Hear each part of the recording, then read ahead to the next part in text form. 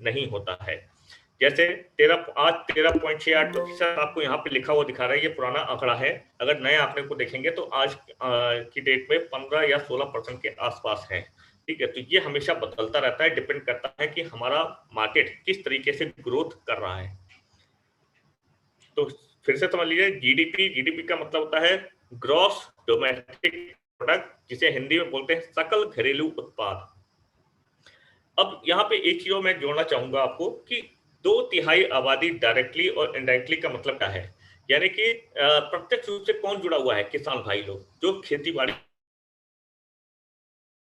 जीवन यापन करते हैं, पूरा करते हैं।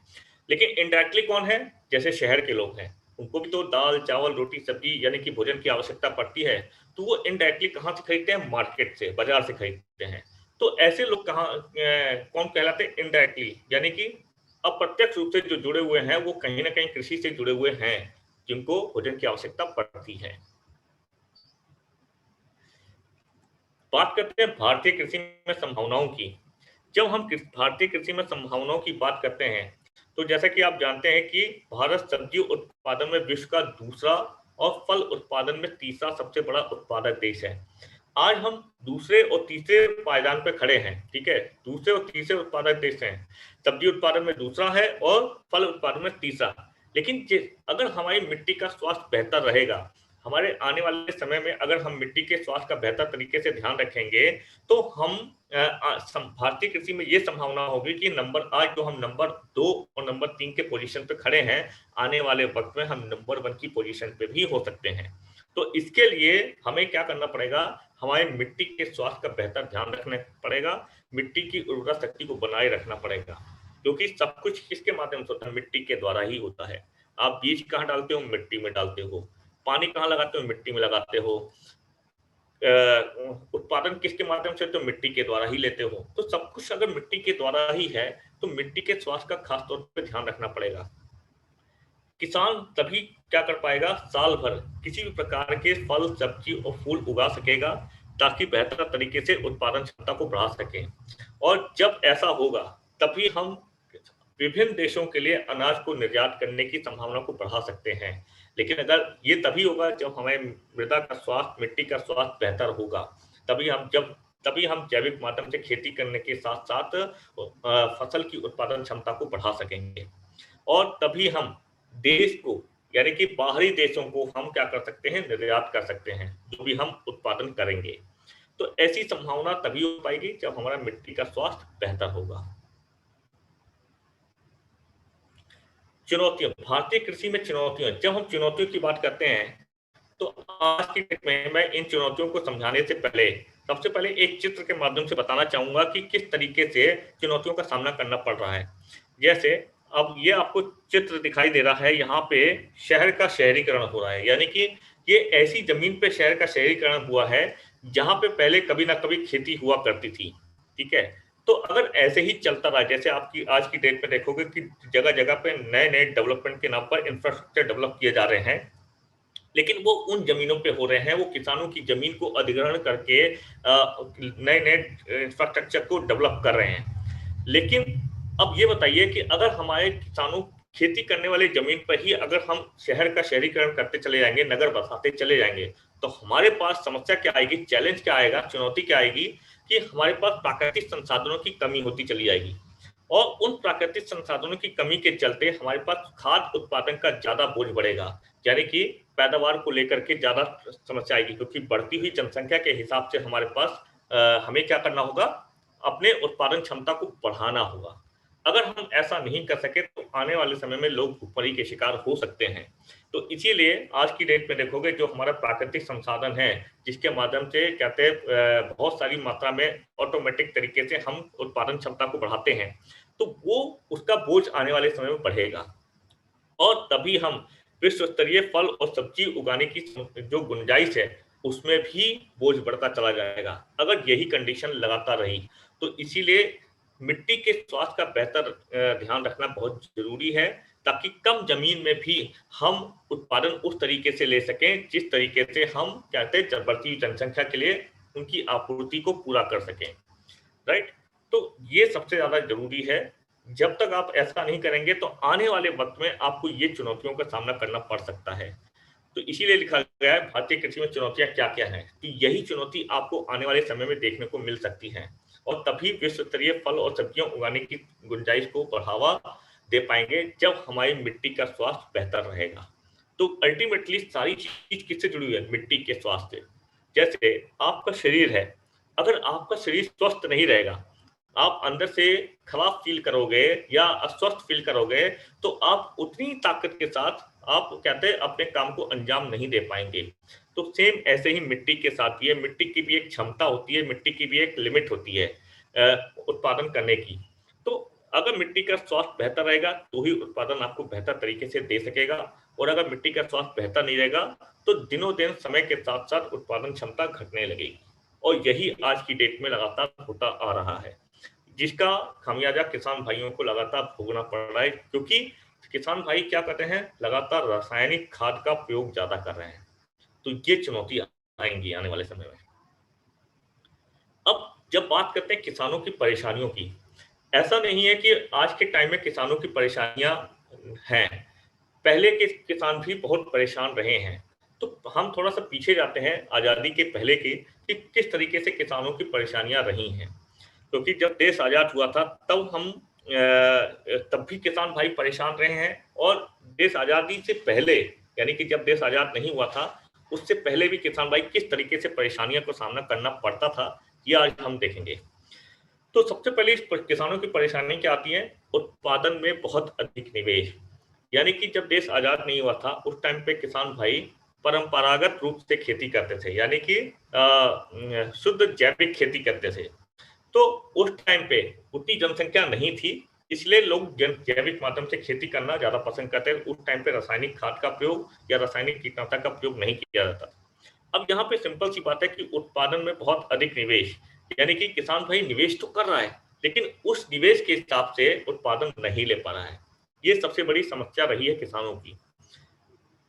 उर्वरक की अधिक खपत, उर्वरकों की अधिक खपत का मतलब यह है किसान भाई उस टाइम पे कोई रासायनिक खाद तो था नहीं, इसकी वजह से कंपोस्ट खाद, सड़ी गोबर या जो सड़े गले पदार्थ होते थे वो डालता था।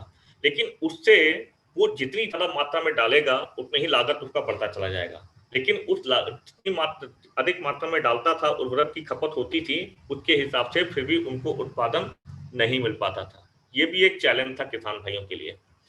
फसल में रोगों का उच्च स्तर, आज की डेट में आप देखते हो कि बीमारियां, तमाम तरह की बीमारियां लगती हैं, हर मौसम में बदलाव के साथ बीमारियां लगती हैं। तो ऐसा नहीं है कि पहले के टाइम में बीमारियां नहीं लगती थी, पहले के टाइम में भी बीमारियां लगती थी, लेकिन बीमारियों को कंट्रोल करने के लिए ऐसे कोई संसाधन उपलब्ध नहीं थे जिससे हम बीमारियों को बचा सकें या रोक सकें।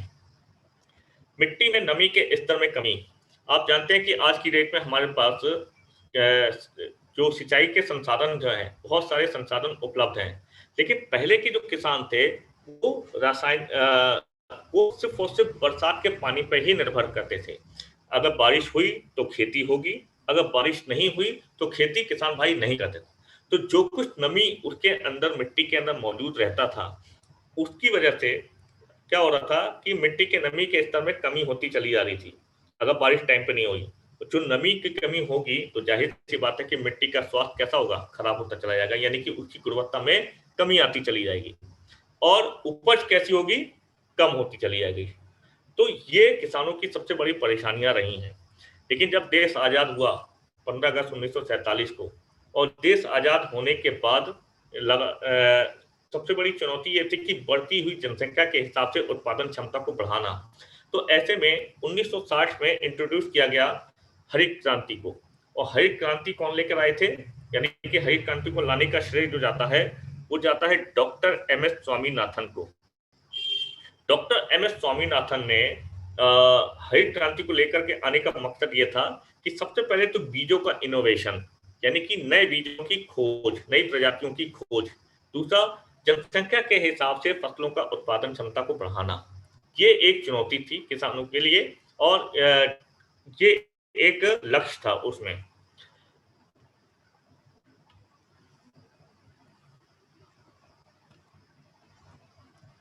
तो जैसा कि जानते हैं कि 1960 से लेके और आज तक लगातार किसान भाई क्या करते आ रहे हैं, रासायनिक खेती यानी कि रासायनिक कीटनाशक और रासायनिक उर्वरक का प्रयोग करते आ रहे हैं।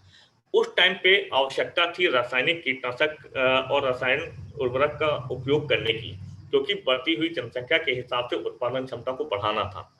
ऐसा नहीं है कि उनको ये नहीं पता था कि उसके बुरे परिणाम भोगने पड़ सकते हैं, लेकिन चूंकि आवश्यकता इस बात की थी कि हम बढ़ती हुई जनसंख्या के हिसाब से उनको भोजन उपलब्ध करा सके, ऐसा हमें काम करना है। तो आज की डेट में आप देखोगे कि संकर बीजों का प्रयोग किया जा रहा है। अब संकर बीज क्या है? संकर बीज मैं ज्यादा डिटेल में जाऊंगा, बहुत कम समय है। संकर बीज क्या होता है? एक ही प्रजाति के दो अलग अलग बीजों को एक साथ मिलाकर वैज्ञानिक ढंग से नए बीज को तैयार करना क्या कहलाता है? संकर बीज। अब आज की डेट में देखो कि पहले के टाइम में देसी बीज का प्रयोग करते थे और आज की डेट में संकर बीज का प्रयोग करते हैं। और जिसको भी प्रॉब्लम हो रही है, अगर किसी को आवाज नहीं आ रही है तो अपना नेटवर्क सुधार लें और इस तरह का थोड़ा सा स्क्रैच ना करें, इससे ज्यादा डिस्टरबेंस होता है। प्लीज ऐसा ना करें। तो इससे क्या हो रहा था कि अब देसी बीज क्या होता है? अब जैसे चाय आप बनाते हो तो चाय में क्या करते हो? आप दूध, चीनी, चाय पत्ती सब कुछ डालते हो। चाय बनने के बाद क्या आप सबको अलग अलग कर सकते हो? नहीं कर सकते। तो सेम ऐसे ही देसी बीज से आप नए बीज को तैयार करते, यानी कि संकर बीज तैयार कर सकते हो, लेकिन संकर बीज से नया बीज तैयार नहीं कर सकते। अगर कोई किसान पूछता है कि संकर बीज से हम क्या नया बीज तैयार कर सकते हैं, तो आपका जवाब होना चाहिए नहीं, बिल्कुल भी नहीं। आप देसी बीज से तैयार कर सकते हो, घर के बीज से नया बीज तैयार कर सकते हो, लेकिन संकर बीज से जो ऑलरेडी पहले से ही जो कहते हैं उसको मॉडिफाइड किया गया हो, उससे आप नया बीज तैयार नहीं कर सकते। तो देखिए, पिछले समय किससे भारत में कीटनाशक उद्योग बढ़ा है। जैसे आप देखोगे कि सबसे ज्यादा आंध्र प्रदेश में 24%, महाराष्ट्र में 13% और वेस्ट बंगाल, हरियाणा और तमिलनाडु में ये 5-5% है। तो ये एक आंकड़ा दिया गया है जिससे ये पता लगता है कि आजादी के बाद से लगातार किस तरीके से भारत में कीटनाशक बढ़ा है, यानी कि रासायनिक कीटनाशक और का जो प्रयोग किया जा रहा है, वो उसको बढ़ावा देने के लिए किस तरीके से इंडस्ट्री का ग्रोथ हुआ है, ये एक आंकड़ा बताता है। राइट, ये आपकी जानकारी के लिए है। और सबसे कम कहाँ पे है आपका? वेस्ट बंगाल, हरियाणा, तमिलनाडु में। अगर गुजरात की बात करेंगे, महाराष्ट्र, छत्तीसगढ़ की बात करेंगे, तो 8% इंडस्ट्री ग्रोथ हुई है वहां पे। रासायनिक कीटनाशक की कमियां। अब आप रासायनिक कीटनाशक की कमियों के बारे में हम चर्चा करेंगे। इसमें दो तरह के हैं, जैसे एक ही सिक्के के दो पहलू होते हैं। अगर रासायनिक कीटनाशक से कहीं लाभ मिला है तो कहीं ना कहीं उसके नुकसान भी हैं। नुकसान क्या है वो हम समझेंगे। नुकसान सबसे बड़ा ये है कि जैसे आप इस चित्र के माध्यम से समझने की कोशिश करते हैं, ये खेत है और यहाँ पास में ही तालाब है, पास में ही फैक्ट्री लगा हुआ है, जिसका पानी जो कहते हैं प्रदूषित पानी है वो आकर के तालाब में मिल जाता है। तालाब में कौन होते हैं? मछली, ठीक है। और मछली को खाने वाला कौन होता है? बगुला। तो अब चैन देखो कैसे बनती है। जैसे अब आपने खेत में फसल में आपने रासायनिक कीटनाशक का प्रयोग किया और आपको बारिश हो जाती है, तो बारिश के माध्यम से वो कहते हैं केमिकल जो है बह करके तालाब में मिल जाता है। जब तालाब में मिलता है तो केमिकल जो है किसके शरीर में प्रवेश कर जाता है? मछली के शरीर में। और क्योंकि फैक्ट्री का भी पानी आकर के तालाब में मिल जाता है तो वो पूरा प्रदूषित हो जाता है। दूसरा, मछली को कौन खाता है? बगुला खाता है, ठीक है। तो इस तरीके से एक प्रजाति से दूसरे प्रजाति में क्या हो रहा है? केमिकल का ट्रांसफर हो रहा है, यानी कि ये एक फूड चेन बन जाता है जिसमें एक जीव जंतु से दूसरे जीव जंतु के शरीर में केमिकल प्रवेश कर जाता है, जिसकी वजह से आज देखोगे आप उनके शरीर के अंदर देखोगे तमाम तरह के केमिकल्स पाए जाते हैं। जैसे आप खाना खाते हो, रासायनिक कीटनाशक का प्रयोग करते हो, तो जो भोजन आप करते हो तो आपका वो प्योर भोजन थोड़ी होता है, उसमें भी केमिकल होते हैं, जिसकी वजह से आप घर में देखोगे हर कोई किसी न किसी बीमारी से ग्रसित है। तो ये एक फूड चेन बनता है, इसी को बोलते हैं परसिस्टिंग केमिकल। एक जीव जंतु से दूसरे जीव जंतु के शरीर में केमिकल जो प्रवेश कर जाता है उसको बोलते हैं परसिस्टिंग केमिकल। तो भविष्य क्या है? आने वाला जो भविष्य है वो जैविक खेती का है। जब हम अगर हम आज की डेट में जैविक खेती के प्रति लोगों को प्रोत्साहित नहीं करेंगे, किसान भाइयों को जैविक खेती के लिए तैयार नहीं करेंगे, तो आने वाली जो जनरेशन है उसके लिए फिर चुनौती हो जाएगी किस तरीके से जैविक खेती करने के लिए। तो हमारा जो भविष्य है आने वाला वो किसका है? जैविक खेती का। जब हम जैविक खेती की बात करते हैं तो जैविक खेती कहते किसे हैं? जैविक खेती वह खेती है जिसमें किसी भी प्रकार के रसायन का प्रयोग न किया जाए और जिसे सूक्ष्म जीवाणुओं की सहायता से खेती की जाए, ऐसी खेती को हम क्या बोलते हैं? जैविक खेती। राइट, मैं फिर से रिपीट कर देता हूं। जैविक खेती वह खेती है जिसमें किसी भी प्रकार के रसायन का प्रयोग न किया जाए और जिसे सूक्ष्म जीवाणुओं की सहायता से खेती की जाए, ऐसी खेती को हम क्या बोलते हैं? जैविक खेती। अब जैविक खेती को कृषि के पॉइंट ऑफ व्यू से दो भागों में बांटा गया है। पहला जैव कीटनाशक, दूसरा है जैव उर्वरक। अब यहीं पे मैं आपको समझा देता हूं कि जैव कीटनाशक की श्रेणी में कौन कौन से प्रोडक्ट आते हैं और जैव उर्वरक की श्रेणी में कौन कौन से प्रोडक्ट आते हैं। ध्यान से सुनिएगा। जैव कीटनाशक की श्रेणी में आपके बीच में पहले एक इंपॉर्टेंट प्रोडक्ट था, बहुत ही फेमस प्रोडक्ट था जिसका नाम है जी डर्मा प्लस और जी सूडो प्लस। जी डर्मा प्लस और जी सूडो प्लस का अल्टरनेट प्रोडक्ट कौन सा है, यानी कि उसकी जगह पे यूज किया जाने वाला प्रोडक्ट कौन सा है? तो पहले जैव कीटनाशक की श्रेणी में जी डर्मा प्लस और जी सूडो प्लस आता था, लेकिन आज की डेट में जो नया प्रोडक्ट लॉन्च हुआ है जी बायो फास्फेट एडवांस और जी पोटास एडवांस, ये दो प्रोडक्ट ऐसे हैं जिसमें हम कहते हैं उसकी जगह पे यूज कर सकते हैं। तो कौन किसका अल्टरनेट है ये पहले समझ लेते हैं। जी डर्मा प्लस का अल्टरनेट प्रोडक्ट है जी बायो फास्फेट एडवांस। कहने का मतलब यह है कि जी डर्मा की जगह पे यूज किया जाने वाला प्रोडक्ट कौन सा है? जी बायो फास्फेट एडवांस। ठीक है, दोनों में से कोई एक मिल जाए तो आप इसका इस्तेमाल कर सकते हैं। जी सूडो प्लस का अल्टरनेट प्रोडक्ट कौन सा है? जी पोटास। यानी कि जी सूडो की जगह पे आप कौन सा प्रोडक्ट यूज कर सकते हैं? जी पोटास का। तो ये चारों प्रोडक्ट किस में आ जाते हैं? जैव कीटनाशक की श्रेणी में। और जैव उर्वरक, जैव जितने सारे प्रोडक्ट इसके अलावा बच जाते हैं वो किस में आ जाते हैं? जैव उर्वरक की श्रेणी में। जैसे जी डर्मा प्लस, जैसे जी एनपीके, जी बैम, जीसी पावर, जी अमीनो प्लस, जी बायोहिमिक, जीसी लिक्विड और जी प्रोम एडवांस। ये 7 प्रोडक्ट ऐसे हैं जो जैव उर्वरक की श्रेणी में रखे गए हैं। हम इस पे डिटेल से आगे चर्चा करेंगे, ठीक है, लेकिन उससे पहले कुछ और बातें समझ लेते हैं। बात करते हैं बायो कंट्रोल की। बायो कंट्रोल क्या है? यानी कि हमारी मिट्टी के अंदर कुछ ऐसे सूक्ष्म जीव होते हैं जो बायो कंट्रोल के रूप में काम करते हैं। यानी कि इस पद्धति के द्वारा ऐसे जीवाणु बढ़ाए जाते हैं जो बीमारी उत्पन्न करने वाले को कंट्रोल करने में मदद करता है। जैसे अब आपको उदाहरण देता हूं, जैसे जी डर्मा प्लस है, जी सूडो प्लस है। इसके अंदर का जो सूक्ष्म जीव होता है ये मिट्टी के अंदर जाकर के ऐसे जीवाणु बढ़ाता है जिससे बीमारी पैदा करने वाले को, यानी कि जीवाणु जो बीमारी पैदा करता है उसको कंट्रोल करने में मदद करता है। और ये 4 तरीके से काम करते हैं: प्रतिजैविक के रूप में, प्रतियोगी के रूप में, परजीवी के रूप में और परभक्षी के रूप में। इनका काम क्या होता है? बीमारी को पनपने ना देना। अगर इसको आपको देखना चाहते हो तो आप इसको देखने के लिए आपको सूक्ष्मदर्शी की जरूरत पड़ेगी, यानी कि माइक्रोस्कोप की।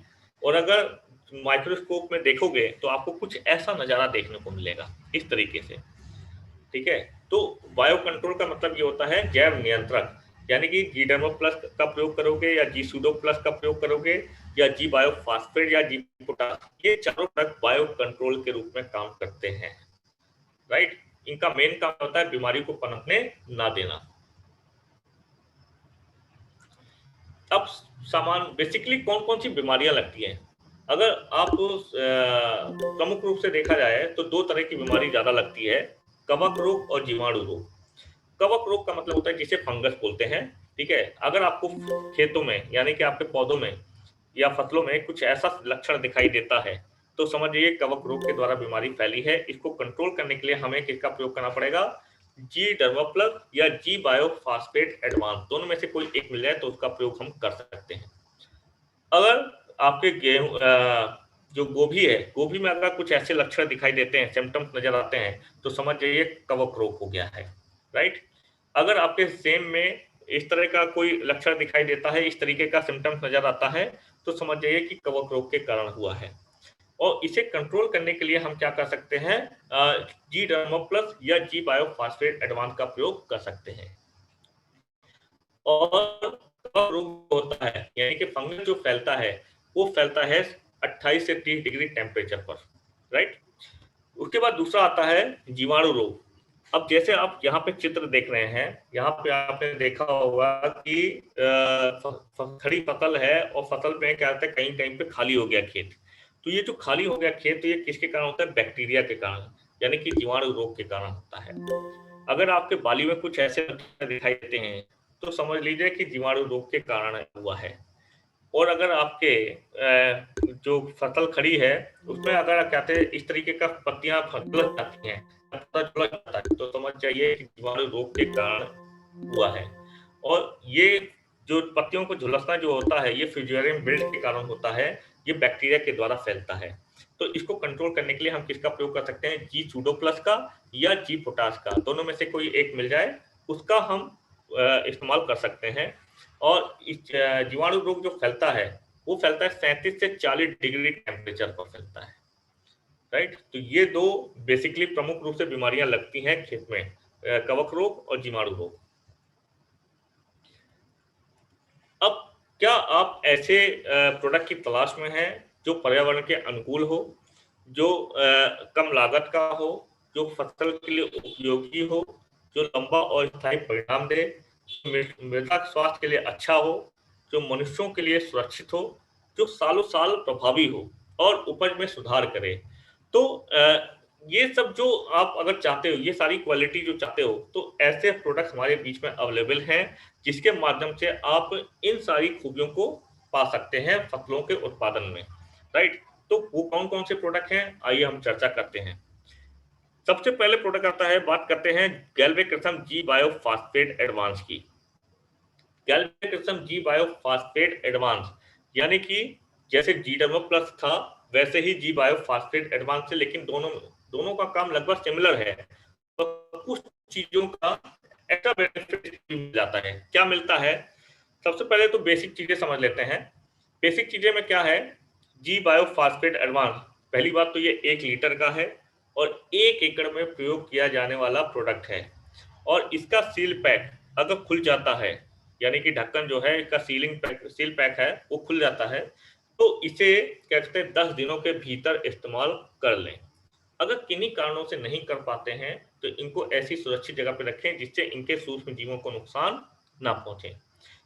इसमें क्या पाया जाता है, जी बायोफॉस्फेट एडवांस में क्या पाया जाता है, एंटी फंगल ट्राइकोडर्मा स्पीशीज से मिलकर बनाया गया प्रोडक्ट है, जिसका काम मिट्टी के अंदर जाकर के बीमारियों को कंट्रोल करना है, यानी कि फंगस से संबंधित जितनी बीमारियां होती हैं उनको कंट्रोल करना।